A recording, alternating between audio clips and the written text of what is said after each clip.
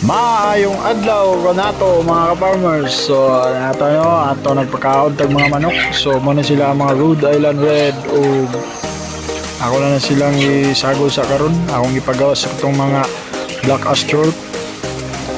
So ara mga ka-farmers karon no tingulan-ula na. So magdipinsa gid ta. Kayo sahay na agad sila yung mga sakit-sakit o kini nga tambal mao na ato ang ginatambal no atong ginahatag sa ila ginadipinsa Doximol. So all in one na siya mga ka-farmers.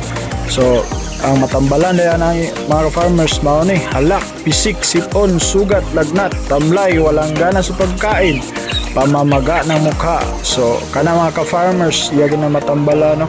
So naana tanan ani nga tambal. Kung kini nga tambal mga ka-farmers tanan matambalan na ni baboy, manok, baka sa pa diya nga mga mananap, babo, pato.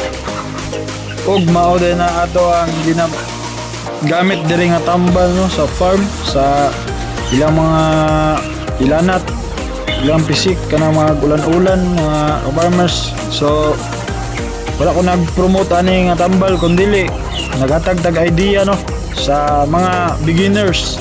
So ako lang po ginagamit po din siya epektibo kani nga tambal. Mo ni akong ginagamit.